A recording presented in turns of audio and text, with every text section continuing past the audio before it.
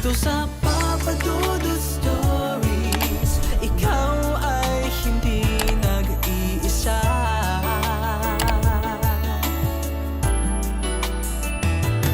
Dito sa Papa Dudut Stories, may nagmamahal sa'yo. Papa Dudut Stories, Papa Dudut Stories. Dear Papa Dudut, sa lahat po ng mga nakatutok ngayon, huwag pong kalimutan mag-like, mag-share at mag-subscribe. Maraming salamat po sa inyong lahat.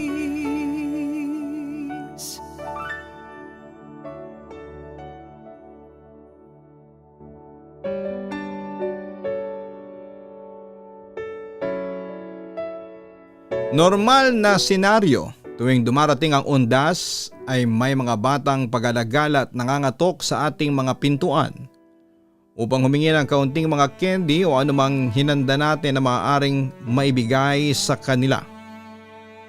Ngunit paano kung ang kumakatok sa iyong pintuan ay hindi pala ordinaryong kabataan? Pipiliin mo pa rin ba silang pagbuksan ng iyong pintuan? Dear Papa Dudut, isang magandang gabi po sa inyo, magandang araw po anumang oras kayo nakikinig. Ako nga pala si Timmy, hindi ko tunay na pangalan. Naninirahan ako ngayon dito sa Maynila kasama ang aking mga pamangkin. Ngunit ako'y laking probinsya po. Sa edad kong 50 ay wala akong asawa o anak, kaya naman kinupkup ako ng aking mga pamangkin na parang tinuring ko na din pong mga sarili kong anak. Sila ang madalas na makinig sa inyo, lalo na ang pamangkin kong babae dahil gustong gusto nito ang mga nakakatakot na kwento. Isang gabi habang nakikinig sila noon ay bumalik sa aking isipan ang isang pangyayari sa aking buhay. At sa totoo lang po ay hindi ko alam kung totoo bang nangyari yon sa akin o isang bangungot lamang dahil parang napaka-imposibleng mangyari ang ganong mga bagay sa totoong buhay. Lalo na nga sa panahon natin ngayon. Naibahagi ko ito sa aking mga pamangkin kaya naman pinilit din nila akong ikwento ito sa inyong mga tagapakinig. Ilang taon na ang nakakalipas mula nang maganap ang isa sa mga masasabi kong nakakakilabot na pangyayari sa aking buhay. Mga ilang araw noon bago sumapit ang undas, ay makikita na ang excitement sa mukha ng mga bata dahil bukod sa bakasyon nila ay eto din. Ang araw kung saan ay meron silang iba't ibang Halloween parties na mapupuntahan kung saan ay maaari silang mabigyan ng mga candy na siya namang paborito talaga noon ng mga bata. Bagaman at tradisyon na ito doon, ay may ibang tahanan pa nga na nagde-decorate ng kanilang mga bakuran upang magmukhang nakakatakot. At hindi ako kabilang sa mga nasasabik sa araw na ito. Para sa akin kasi ay inilalaan dapat ang ganitong araw upang gunitain ng tahimik ang pagpanaw ng ating mga yumaong mahal sa buhay.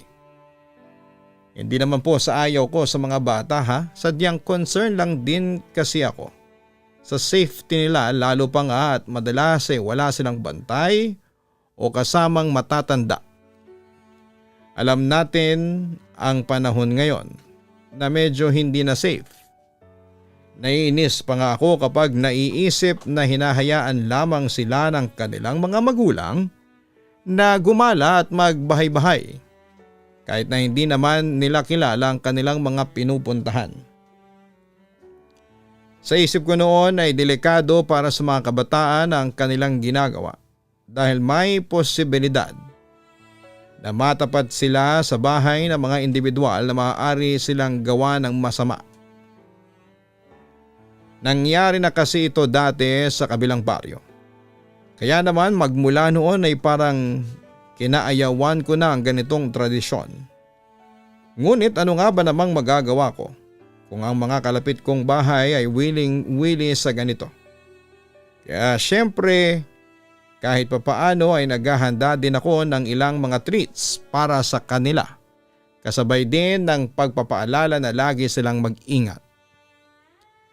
Nang mga panahong ito ay mag-isa lamang ako sa bahay ko sa probinsya. Ang aking mga kapatid kasi ay nagsiluwasa na ng Maynila upang makipagsapalaran. Ako naman ay kontento na sa simpleng buhay ko dito. Masaya naman at kahit papaano ay nakakaraos din sa buhay. Sadyang hindi na nga lang talaga ako nakapag-asawa dahil natuon din ang aking pansin sa ibang mga bagay. Saka nandito din kasi ang puntod ng aking mga magulang. Kaya naman ayaw ko itong iwanan ng basta-basta lamang. Kahit pa nga makailang beses na akong kinukuha ng aking mga kapatid patungo sa lungsod. Papadudot sa mga lumipas na sandali bago ang araw ng mga patay, ay tanging paghahanda lamang ng aking mga kakailanganin ang siyang pinagkakaabalahan ko. Hindi ako katulad ng iba na kung todo ayos sa kanilang mga tahanan upang magmukha itong nakakatakot. Nang dumating na ang mismong araw ng undas ay maaga pa lamang ay nagpunta na ako sa sementeryo. Ayoko kasi na nakikipagsabayan sa maraming tao. Nagtirik lamang ako doon ng kandila para sa aking mga magulang. Tapos ay nagstay lang saglit upang magdasal at magkwento na rin ng mga nangyari sa aking buhay at umuwi na din naman kaagad ako. Nagluto lamang ako ng simpleng handa tulad ng pansit at yung mga paboritong pagkain ng mga yumao kong mahal sa buhay. Bandang mga 3:00 pa lamang yata ng hapon ng araw na yon, ay rinig ko na ang ingay ng mga naghahanda para sa kanilang mga party.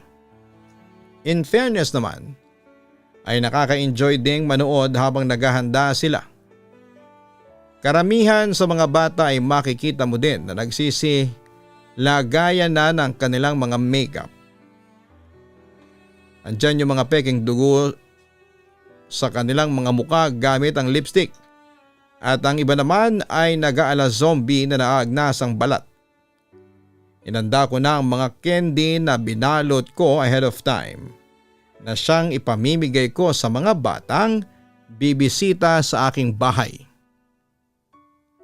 Pagsapit ng gabi ay nandyan na ang mga kabi-kabilang katok sa mga pintuan at ang mga batang sumisigaw ng trick or treat. May ilan na ding nagpunta sa bahay. Pagkaabot ko sa kanila ng mga candy ay agad naman akong nagsasarado ng pintuan. Alam ng mga bata doon ang ugali ko na kapag ganong araw ay hindi talaga ako mahilig magtanong o makipagkwentuhan sa kanila. Masaya na sila basta nabigyan ko na sila ng candy.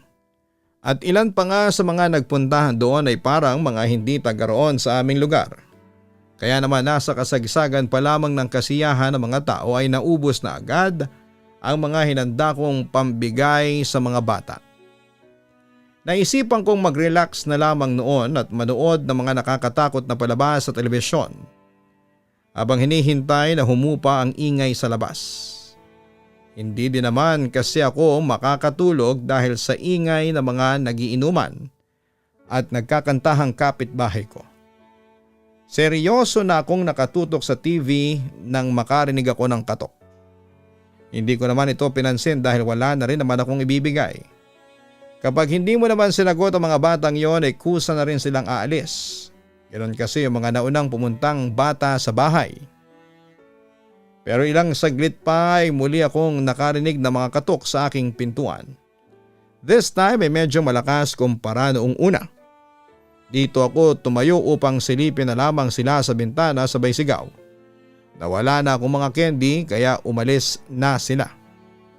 Matapos ko naman itong sabihin ay bumalik na ako sa aking pwesto. Paupo na sana ako nang bigla ko na lang marinig ang tunog ng katok sa pintuan. Mas malalakas na ito at parang galit pa nga. Hindi ko tuloy napigilan na hindi mainis sa kung sino mang bata ang naroroon sa labas. Tinungo ko ang pintuan at marahas itong binuksan. Bumungad sa akin ang 3 bata. Isa dito ay babae na may hawak na basket, mahaba ang kanyang buhok na naka-braid. Nakasuot ito ng pulang hooded na kapa. habang ang puting damit sa ilalim nito ay namumula sa tagiliran na parang may peking dugo. Kasama niya ang dalawang batang lalaki na ang isa ay zombie yata ang costume dahil sa naaagnas na dekorasyon niya sa kanyang katawan.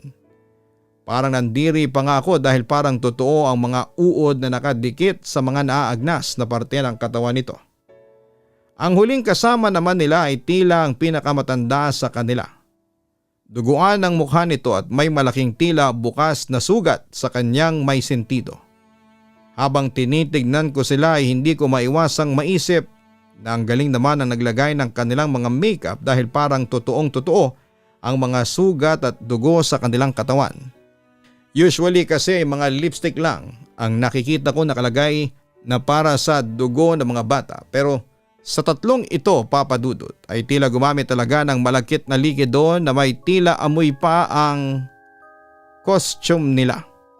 Pati ang pamumutla ng kanilang mga muka at pangingitim ng paligid ng kanilang mata at labi ay parang makatotohanan din. Parang nakaramdam tuloy ako ng kaunting takot sa kanila.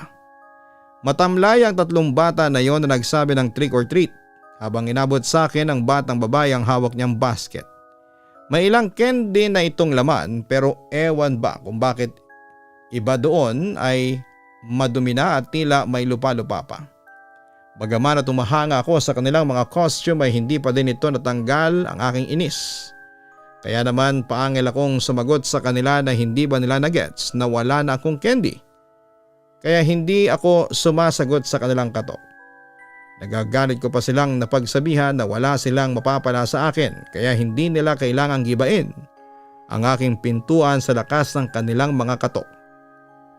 Matapos kong sabihin ang mga yon ay matiim lamang na nakatingin sa akin ang tatlo. Hindi nagsalita ang mga ito. Nataasan ko tuloy sila ng kilay na parang nagtatanong sa mga ito kung bakit ganun silang makatingin sa akin. Ilang saglit lang silang nakipagtitigan sa akin tapos ay tahimik ding mga umalis na wala man lang kahit na anong salita. Napaismid tuloy ako at napabulong na bastos na mga bata ito. Agad ko naman na sinarado ang pintuan bago muling bumalik sa aking ginagawa. Madaling araw din ata nang narinig kong kumalma na ang ingay sa labas. Kaya naman nagpasya na akong matulog. Pinatay ko na ang kandila sa may lamesa ngunit iniwanan ko lamang doon ang mga pagkain na nakahain. Marahil dahil sa pagod kaya naman pagkahiga ko sa aking kama ay nakatulog agad ako. Nasa kasarapan na ako ng aking pagkakahimbing nang marinig ko ang ingay mula sa sala. Noong una ay hindi ko ito pinansin dahil baka naman may mga mababait lamang na naghahalongkat ng pagkain sa lamesa. Pero mga ilang minuto pa lang siguro ang nakakalipas ay mas lumakas ang kalabog dito at tila may nagdadabog na. Kahit papungas-pungas ako at mahapdi ang aking mata ay talagang napatayo ako. Kumuha ako ng walis upang sakaling may mabait nga doon ay hampasin ko talaga ito dahil inistorbo nito ang aking tulog. Pagdating ko sa kusina ay bukas na ang mga nakatakip na pagkain kanina. Kalat-kalat sa lamesa ang laman ng mga ito na para bang may lumamutak dito. Mas nadagdagan tuloy ang inis ko dahil maglilinis pa ako ng kinalat ng pesteng yon. Napapabuntong hininga na lamang ako nang kumuha ng basahan na panglinis at pinunasan ko ang lamesa habang inililigpit ang mga nagkalat na pagkain. Patapos na sana ako sa aking ginagawa nang mapansin ko na may kending nakakalat sa may sahig. Nagtataka pa ako. Dahil bago ako matulog kanina ay nagwalis na ako kaya naman saan ang galing ang candy na ito. Dinampot ko yon at tinignan, madumi ito na parabang nalaglag at nagstay ng matagal sa lupa. Bigla tuloy pumasok sa aking isipan ang batang babae na may dalang maduming candy sa kanyang basket. Pero saglit lang naman yon at winaksi ko din naman kaagad ito sa aking isipan. Medyo pagod na din kasi ako kaya naman itinapong ko na lamang yon sa basurahan bago muling nagtungo sa aking kwarto upang matulog. Pagkahiga ko ay naramdaman ko kaagad ang paghila ng antok sa akin. Halos papikit na lamang ang aking mga mata nang makarinig naman ako ng mga hagighik sa paligid ng aking kama. Bukod dito ay parang may tumatakbo pang maliliit ngunit mabibigat na paa dito. Muli akong napabangon kahit madilim doon ay inaninag kong maigi ang paligid ng aking kwarto upang tignan kung sino ang gumagawa ng mga ingay na yon. Medyo kabado na din ako ng mga oras na yon dahil sa isiping may nakapasok na masasamang loob sa aking bahay. Alam kong imposible yon dahil nakakandado ang bawat pintuan sa aking bahay at may harang ang bintana kaya wala itong mapapasukan. Ngunit ito lamang ang naisip kong dahilan kung bakit ngayon ay nakakarinig ako ng mga yabag sa loob ng aking pamamahay. Paulit-ulit ko pang iginala ang aking paningin ngunit wala talaga akong nakita na kahit na sino. Pinakikiramdaman ko ang aking paligid upang matukoy kung meron bang nagtatago doon. Tahimik ang aking paligid at ang tanging paghinga ko lamang ata ang aking maririnig. Kaya naman ang biglang may bumulong sa aking kanang tenga ng bu ay talagang napatalon ako sa gulat. Agad akong napatingin sa aking likuran ngunit tulad kanina ay walang sino man ang naroroon. Papadudot ramdam na ramdam ko ang kabog ng aking dibdib na mga oras na yon. Hindi ko maintindihan kung ano ang nangyari sa aking paligid. Tila na blanko din ang aking isipan sa mga nagaganap. Muli akong nakiramdam sa aking paligid ngunit katahimikan lamang muli ang bumalot sa akin. Upang makasigurado ay buwaba ako sa aking kama. Dahan-dahan ang ginawa kong galaw upang hindi maalerto ang kung sino mang naglalaro sa akin. Pagkababa ko ng aking kama ay hindi muna ako gumalaw at iginala kong muli ang aking paningin. Balak kong buksan ang ilaw upang makita ang anumang nasa loob ng aking kwarto. Lalakad na sana ako patungo doon sa switch ngunit nagulat ako nang may biglang humawak sa aking paanan na muntikan ko ng ikatumba.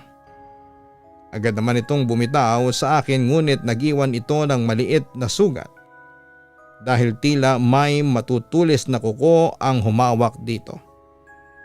Kinabahan man ako ay naglakas loob akong silipin ang ilalim ng aking kama upang makita kung sino ang may gawa nito sa akin. Mabilis akong sumilip dito ngunit tanging kadiliman lamang ang sumalubong sa akin. Walang bakas na may tao doon. Nasa ganon akong posisyon nang biglang may bumulong sa aking tabi ng manong anong sinisilip mo dyan. Napabaling ang aking tingin sa bumulong na yon. Hindi ko alam kung sisigaw ba ako o mahihimatay dahil ang katabi ko ngayon ang isa sa 3 bata kanina na huling pumunta sa aking tahanan. Nakangisi ito sa akin habang may tumutulong kung anong pula at malagkit na likido sa uluhan nito. Nakatagilid din ang kanyang ulo habang nakatingin sa akin.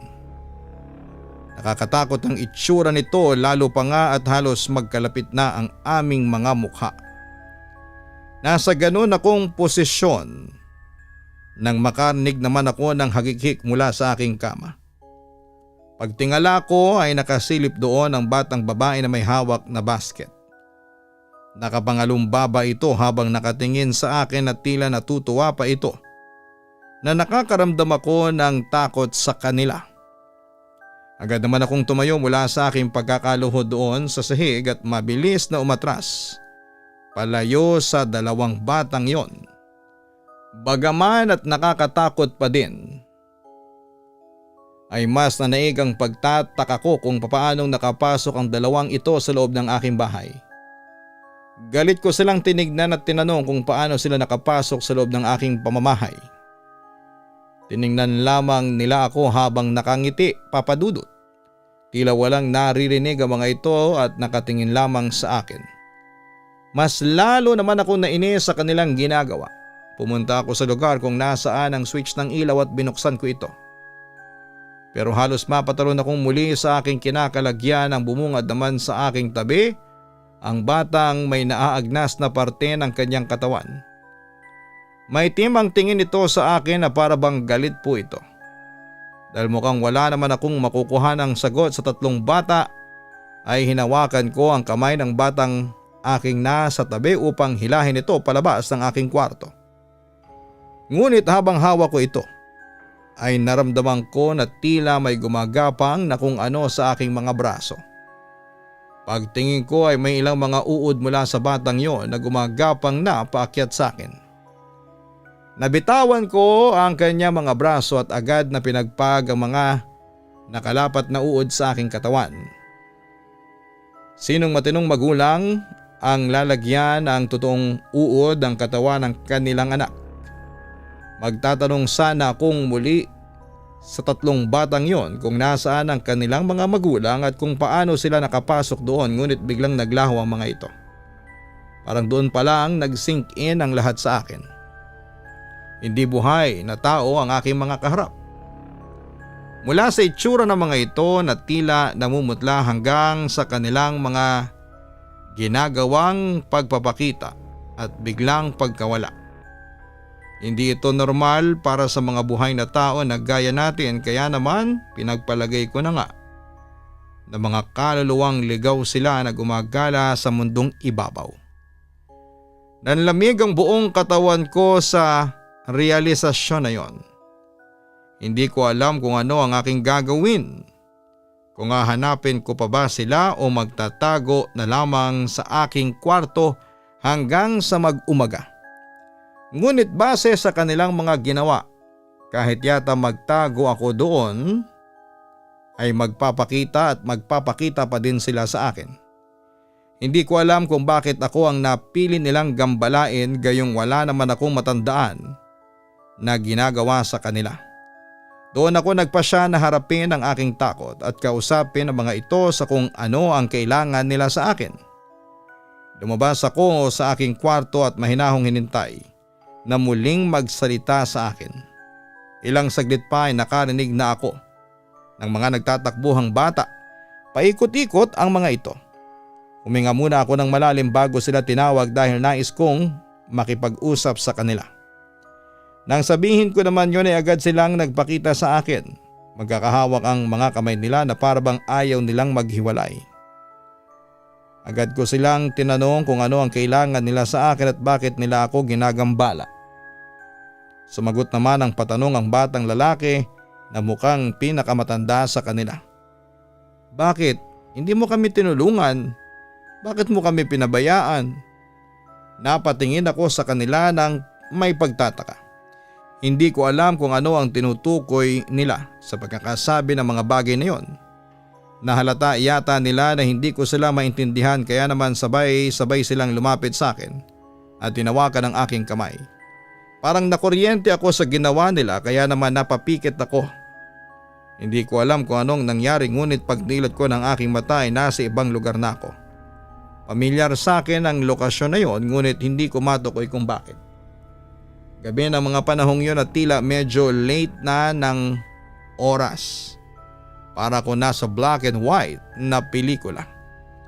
Inilibot ko ang aking paningin nang makarinig ako ng tawanan ng mga bata. Nakita ko doon ang tatlong bata na gumagambala sa akin na masayang naglalakad. Hawak-hawak ng batang babae ang kanyang basket na may lamang mga candy, habang ang dalawang batang lalaki naman ay inaasar siya. Kumpara noong nakita ko sila nang kumatok sila sa kanilang pintuan, neto lamang ay mukhang buhay na buhay pa ang kanilang mga itsura sa pagkakataong ito. Wala nang mga nakakatakot na akala ko ay makeup nila. Nagpunta mga ito sa isang bahay kung saan ay may nagbukas sa kanila na grupo ng mga kalalakihan. Masayang bumate ang tatlong bata ng trick or treat, ngunit isang nakakalokong ngisi lamang ang ginanti nito sa kanila. Sumilip ito sa labas na tila ba may hinahanap. Nang wala itong makitang ibang tao ay hinila nito papasok ang tatlong bata. Kitang-kita ko kung paano nagpumiglas ang tatlong batang yon. Ngunit wala silang nagawa. Dito biglang nabaling ang eksenang yon, kung saan ay padaan ang medyo nasa 30s na version ko. Nagulat naman ako sa aking nakita at hindi ko matandaan ang pangyayaring ito sa aking buhay. Napatingin ang batang bersyon ko sa may pintuan kung saan ay ipinasok ng isang lalaki ang batang babae sa loob ng bahay. Tinignan ko lang daw ito, ngunit nang makitang nakapasok na ang bata ay nagtuloy-tuloy na din ako sa aking paglalakad. Pagkatapos ng eksenang yon ay nagising ang aking diwa. Umiiyak na nakatingin sa akin ang 3 bata na parang may pagtatanong sa mga ito. Akala ko ay tulala lamang habang inaalala ang eksenang yon. May kung ano sa kanilang isipan at tila nag-click at doon ay biglang pumasok dito ang pangyayaring kanina ay ipinakita sa akin ang 3 batang kaharap ko.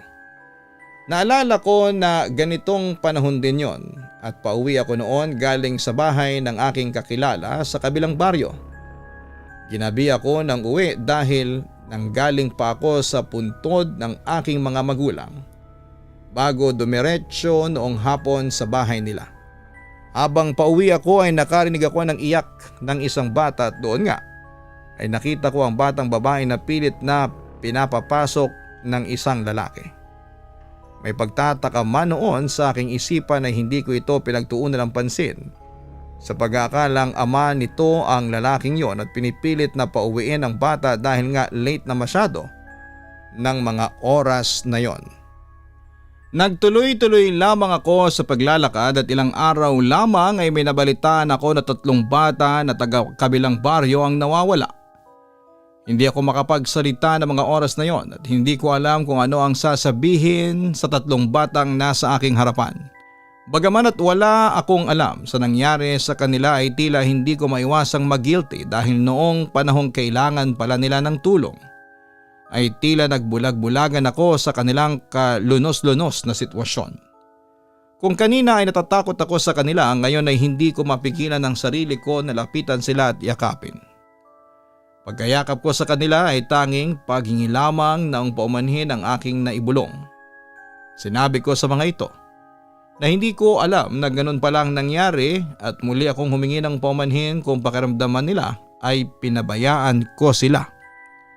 Pagkalas ko sa pagkakayakap sa kanila ay nagbago na ang itsura ng mga ito. Tila ba naging maaliwalas ang kanilang mga mukha at nawala ang mga sugat na noon ay nakikita ko sa kanilang mga katawan. Pagkatapos noon ay bigla na lamang silang naglaho sa aking harapan. Nang panahong yon ay hindi ako pinatulog ng aking konsensya. Kaya naman pagkasikat ng araw ay nagtanong ako sa mga kakilala kong taga kabilang baryo upang hanapin ang pamilya ng 3 bata na yon. Hindi naman ako nabigo at itinuro nila sa akin ang tahanan ng mga ito. Pagdating doon ay nagtataka pa ang babaeng nagbukas sa akin ng pintuan nung kumatok ako sa kanilang pintuan. Pinaliwanag ko sa kanila ang lahat ng mga nangyari sa akin. Nung una ay ayaw nilang maniwala at hindi ko naman sila masisisi dahil kung sa akin man yon mangyari ay siguradong hindi rin ako maniniwala dahil tila napaka-imposible naman talaga. Tulad nga ng sinabi ko kanina, tila isang bangungot ang pangyayaring ito sa aking buhay. Upang malinawan din sila kung paano ko nalaman ang mga pangyayari ay nilarawan ko sa kanilang itsura ng mga batang yon na nagpakita sa akin. Nakita ko kung paanong napatakip sa kanyang bibig ang noon ay nalaman kong nanay ng 3 batang yon. Yakap-yakap lamang siya ng kanyang asawa habang nakikinig sa akin. Lumuluha ang mga ito at nagtanong ang mga yon na kung sakali bang ipaturo nila sa akin ang lugar. Kung nasaan ang mga gumawa ng mga kahayupang yon sa kanilang mga anak ay maituturo ko daw ba ito sa kanila. Doon ko nalaman na hindi pa din pala nahuhuli ang may sala sa pagkakasawi ng 3 batang yon. Agad naman akong pumayag at sinabi sa kanila na ituturo ko ito sa kanila upang mabigyan ng katarungan ang naging pagpanaw ng mga ito. Nagsama kami noon ng mga pulis at pinuntahan ang bahay na nakita ko sa aking memorya. Doon ay naaresto ang may-ari ng bahay na nagmamaang-maangan pa siya noong una, ngunit Nang halugugin ang kanyang bahay ay nakita doon ang basket ng batang babae. Dahil hindi pa nakikita ang katawan ng 3 bata ay ipinaturo sa kanya ng mga pulis kung saan niya ito inilibing. Hindi naman nabigo ang mga ito at sinabi naman ng lalaking yon ang kinakaroonan nila. Grabe ang hagulhol ng mga magulang ng 3 bata nang makita nila ang katawan ng kanilang mga anak. Halos buto na lamang ang mga ito dahil sa tagal ng pangyayaring yon sa kanila. Hindi ko tuloy maiwasang sisihin din ang aking sarili dahil hindi man lang ako nagduda nang kahit kaunti nang makita ko ang sapilitang pagpasok ng lalaki sa batang babae noon sa kanyang tahanan. Kaya naman pala nagpakita ang mga ito sa akin dahil pakiramdam ng mga ito ay hindi ko sila tinulungan dahilan upang maranasan nila ang ganitong pangyayari sa kanilang buhay. Matapos ang pangyayaring yon, Papa Dudut, ay nagpasya na lamang akong umalis na sa lugar na yon. Nang malaman din kasi ito ng aking mga kapatid, ay talagang pinilit nila ako na sumama na sa kanila upang makalimot din daw sa pangyayaring ito. Bagaman at matagal na panahon na ang lumipas, ay hindi pa din po ito nawawala sa aking isipan. Dala-dala ko pa din ang bigat ng aking pakiramdam na nararamdaman ko ng araw na yon. Alam kong marami sa inyong mga tagapakinig ang maaring husgahan ako, ngunit nais ko lamang din itong ibahagi sa inyo upang magsilbing paalala din, lalo na sa mga magulang ng mga kabataan ngayon na huwag magtiwala na iwanan ang kanilang mga anak sa kalsada ng mag-isa dahil hindi natin alam kung ano ang panganib na maaaring naghihintay sa kanila. Hanggang dito na lamang po ang aking liham, Papa Dudut, and more power po sa inyong programa. Lubos na gumagalang, Timmy. May mga pangyayari talaga sa ating buhay na minsan ay hindi natin namamalayan na magsisilbi pa lang isang hakbang upang mamulat ang ating kaisipan at mga mata sa katotohanang minsan ito'y nagpapakita sa isang masakit na paraan. Ngunit hindi ito dahilan upang ito'y ating talikdan. Bagkus ay harapin natin ito ng may paninindigan upang sa huli ay wala tayong pagsisihan. Suportahan ang Kaistorya YouTube channel at Spotify natin, no? Kaistorya po yan para sa ibang mga horror stories. Manood din ang Papa Dudut Family YouTube channel. Maraming salamat po.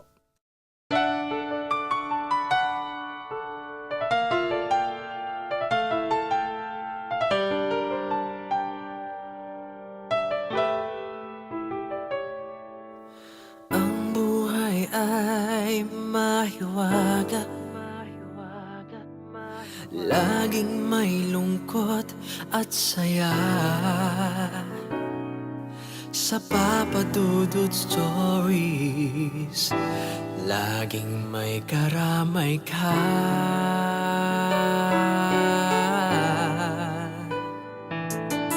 Mga problemang kay bigat, dito ay pakikinggan ka. Sa Papa Dudut Stories, kami ay iyong kasama. Dito sa Papa Dudut Stories, ikaw ay hindi nag-iisa.